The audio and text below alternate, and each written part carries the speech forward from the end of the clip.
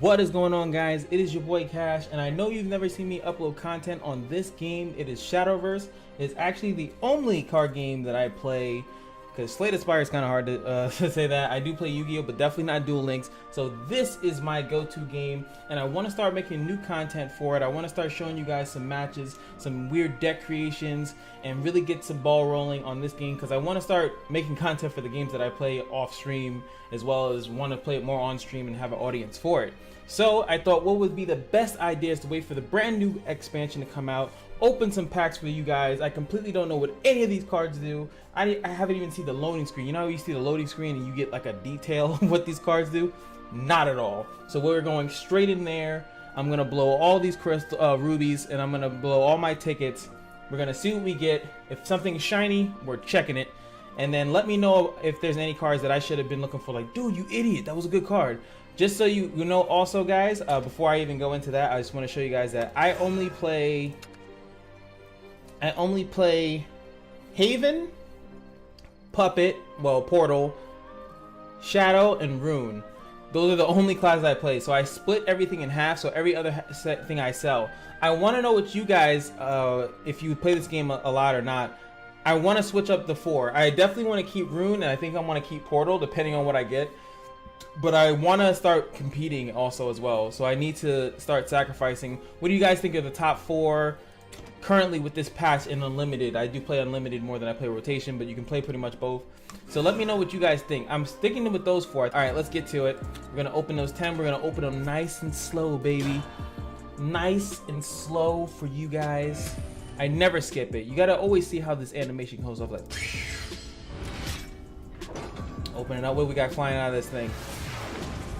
Goopy goop. All right, here we go. So let's see. What's cool thing about Shadowverse is when you do it, you can like pop each card, or you can do the slide, the beautiful slide. I love the slide.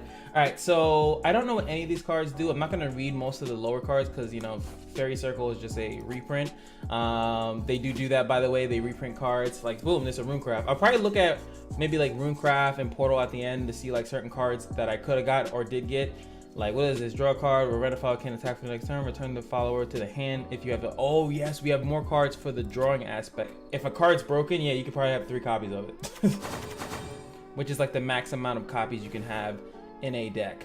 Let's see, like, I don't know what half these cards does. Another Amulet, Bloodcraft Amulet. So there's Bloodcraft, Shadow. There's 8 so far.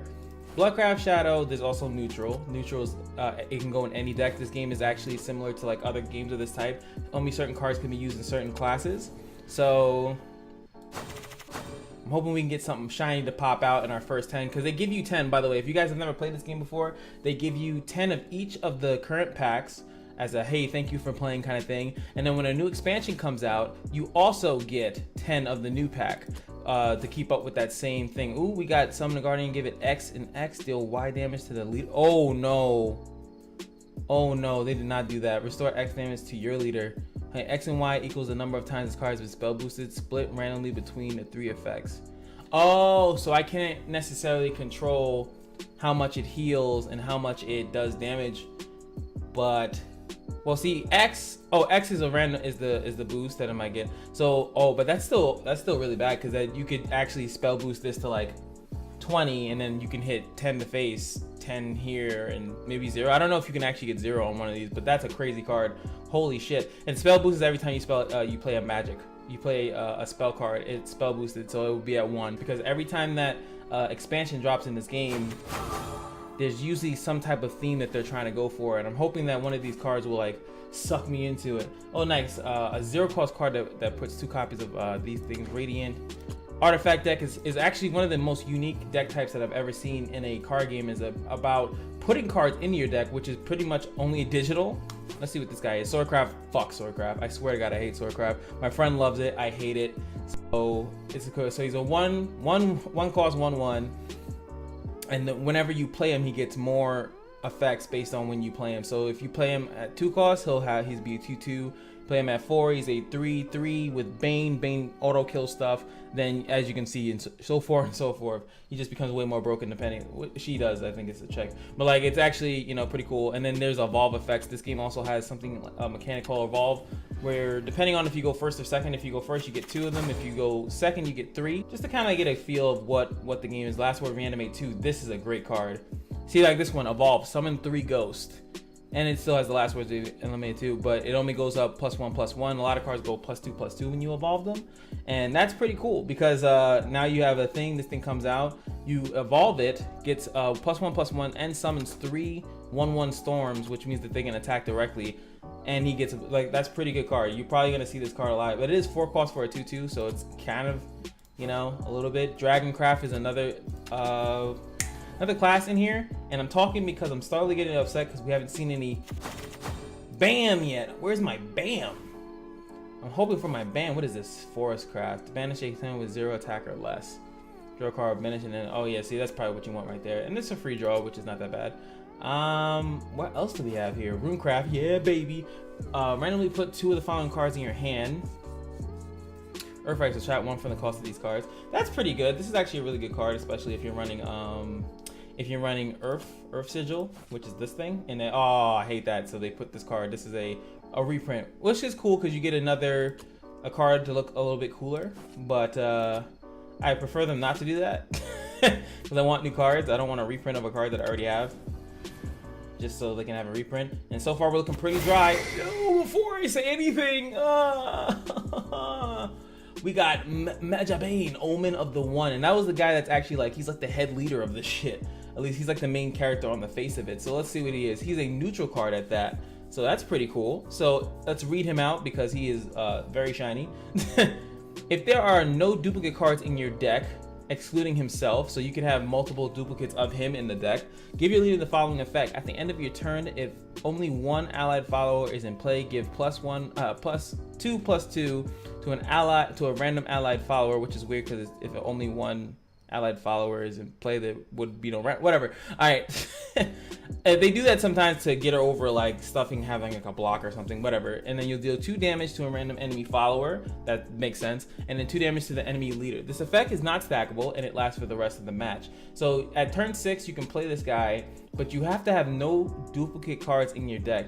Now that doesn't mean that you can't put duplicates in your deck, but it just means that eventually once you only have 1 of each type of card in your deck, then this guy, so he's pretty much butt in a portal deck. Because you definitely want, and he's pretty much button, I would say, most decks. I'll probably keep him for a decent amount of time, but I would say that I would have to see what deck he's good at, because right now he seems really shitty to me. I would actually just liquefy him to get another card that I think is good. I know someone's gonna be like, what are you talking about, this guy's so good, but see, this aspect that it has to be no duplicate cards in your deck makes me have to think too much, and most of this game is not thinking as much. You make a really good deck and you just like, you play that shit out. This guy is gonna be like super meta deck thing, like you have to play this deck or it's just not optimal. But like, I don't know. What can you guys, someone in the comment section, please blow me up, please educate me on what that guy's good for, because I'm upset right now. See, I'd rather have Anne, Mysteria Prodigy. And this is a Mysteria card, and I love Mysterian. It's one of my favorite Runecraft archetypes, or whatever you like to call it. So I'm definitely gonna be reading this, and I already don't like it because it's a fucking 9-cost card. A lot of duels in this game currently end at turn 7, so it kind of upsets me to see a 9-cost card. Put either a Ant Summoning or an Ant Sorcery into your hand whenever you play a Mysteria card. So, oh, okay, we're good. We're Gucci. We're Gucci. That makes it for my Mysteria deck. You're definitely gonna see a Mysteria deck from me probably soon after this. After this video, my next Shadowverse video will probably be an updated Mysteria deck if they have more Mysteria cards. So Mysterious Summoning is a 2-cost. Wait, what? 2-cost 5/5? Holy shit, that's ridiculous. That is very strong. At the end of the opponent's turn, you banish it. Yeah, of course you would, because you can't have something that strong just sit out there. And then Ant Sorcery is a 10 point spell. Deal X damage to enemy. Oh, they've done it. X equals the number of other Mysteria cards played this match. They fucking did it. Holy shit. They actually made a Runecraft card that hit face that you can spell boost. This is not spell boost, only the Mysteria cards, but you can make oh my god.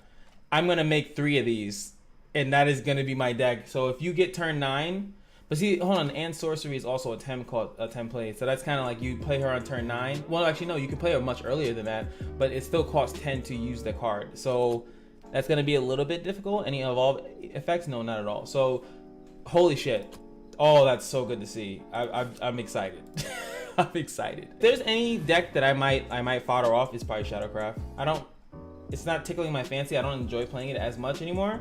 So I was thinking about switching that for Forest, maybe. Come on, give me shiny. But you know, we're looking for like ooh, like that. We're looking, yeah, shebang. You know, that's what we're looking for. Neutral card, and don't sleep on the neutral cards, because neutral cards can be in every deck, so you definitely got to be aware that some people might put these things in there.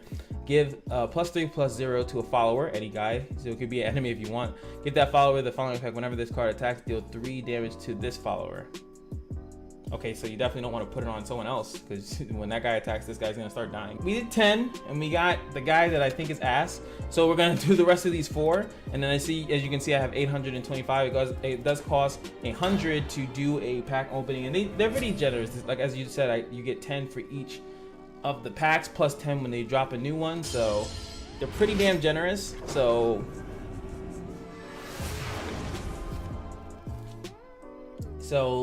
we're gonna go hit here. Let's go it.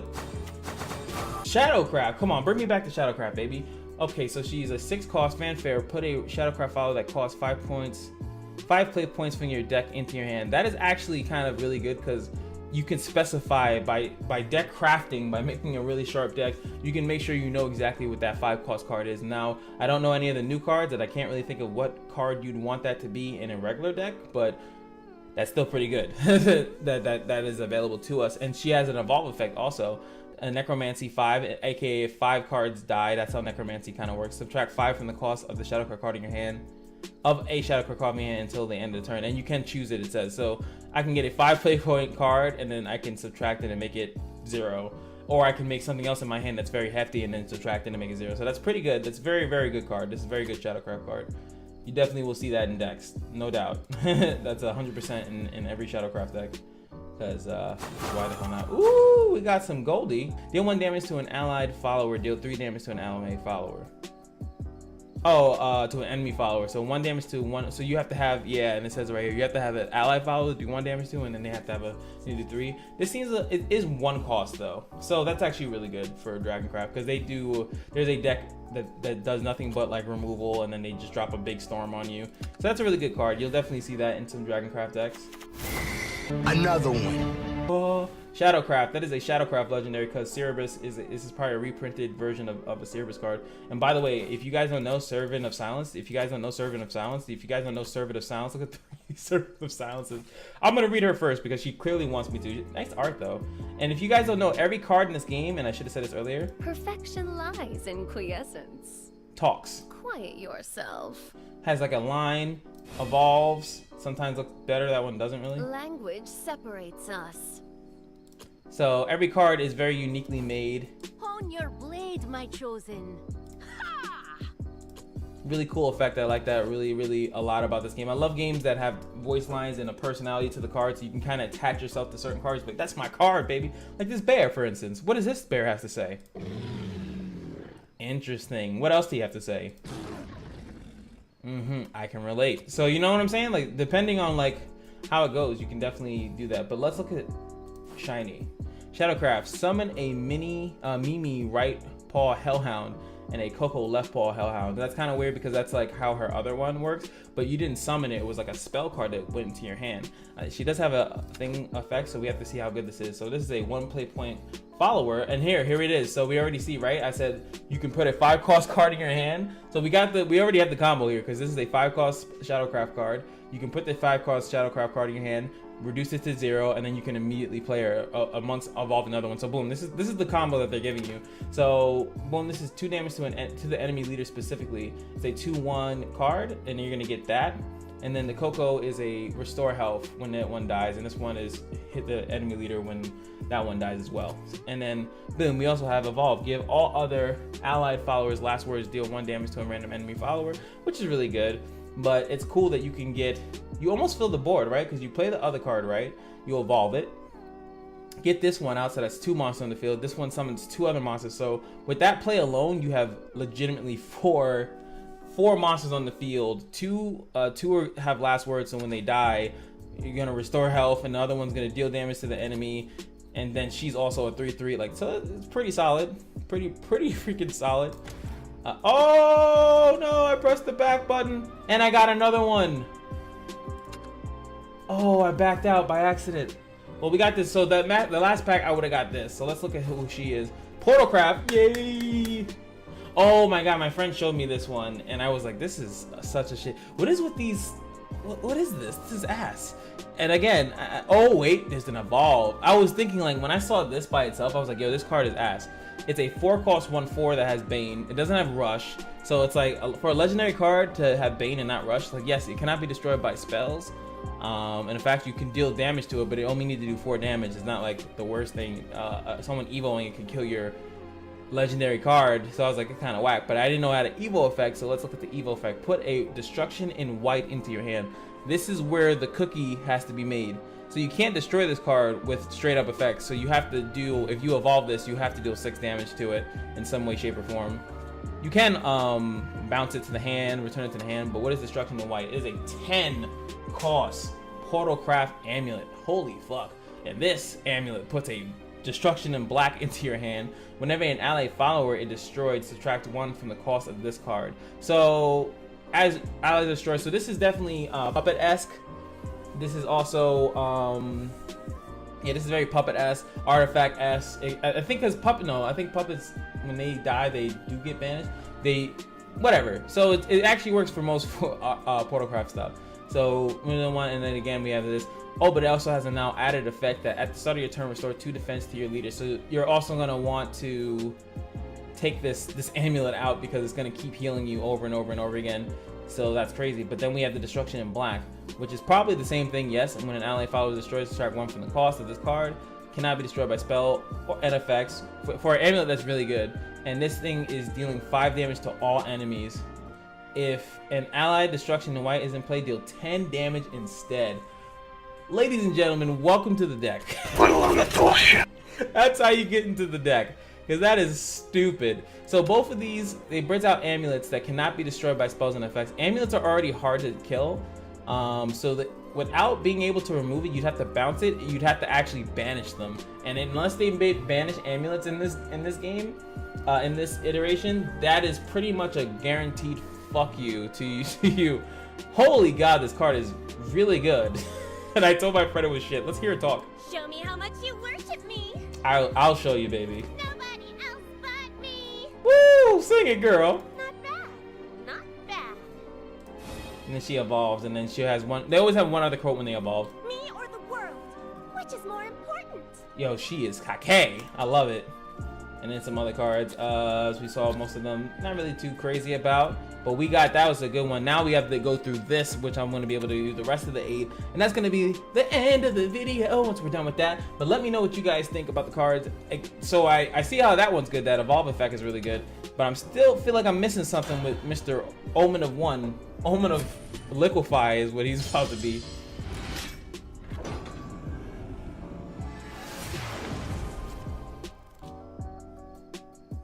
But let's see if we can get more. So I got 2 legendaries so far in my pull session. Let's see if I can get a little bit more.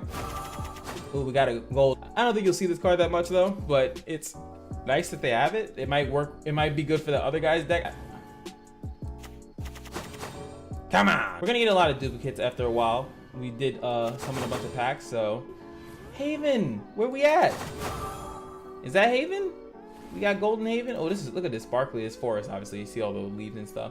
Forest Crab. Forest Crab and calling my name. What do you got for me? Randomly put a spell that costs 1 play point or less from your deck into your hand. That's really good. At the end of the turn, restore defense to your leader equal to the number of enemy followers in play. That's really good because for Forest, they have a very sturdy kind of deck now that they can really just sit there on you and just heal and do damage over time by just playing stuff. And it's a really cool deck type that I really admire that they started to do. And I that's why I was thinking about switching one of mine over to Forest because it seems very, very solid.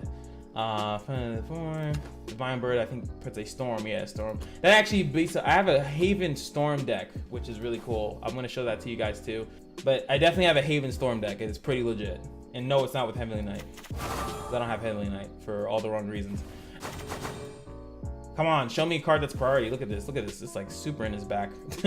Rumble reports that was a Havencraft card. Blah, blah, blah, blah. Come on. Oh my god. They want me to use the Servant of Truth. Like, you gotta use it. Use it. Yes, Flaros. Oh, and look at this one. They really want me to get this card rolling. That is super cool. Super, super cool. Sword Serpent Guardian. That's Bloodcraft crap. Screw Bloodcraft. All right, what is this? And screw Bloodcraft. Of course, I get a gold Bloodcraft. Invocation. Do not know what that is. During your turn, if the leader has taken damage for the 4th time this turn, put a Flaros from your deck into play. And last word still restore 3. So Invocation allows you to play cards directly from your deck by satisfying specified requirements. Even if you have multiple copies of the same card in your deck, activating Invocation will only put 1 copy into play. Obviously, you probably have to do it multiple times, because then technically you would do this, and then both of them would come out, and you get you'd have a full 5 threes out in the field by doing the condition once. So that's what they're pretty much saying there. You can only do it once unless you somehow, in this case, you'd have to do it 8 times. So, Oh, and you can evolve it to heal 5 when he dies, which is really good too. Still pretty good. Very good card. Bloodcraft Rejoice.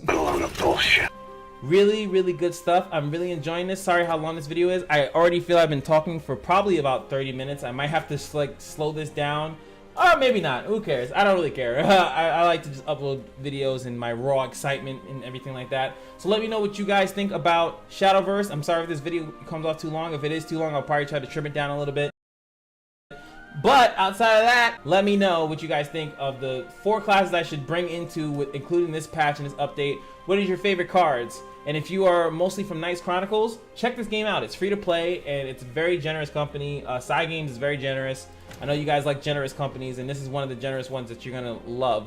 So see you guys in the next video.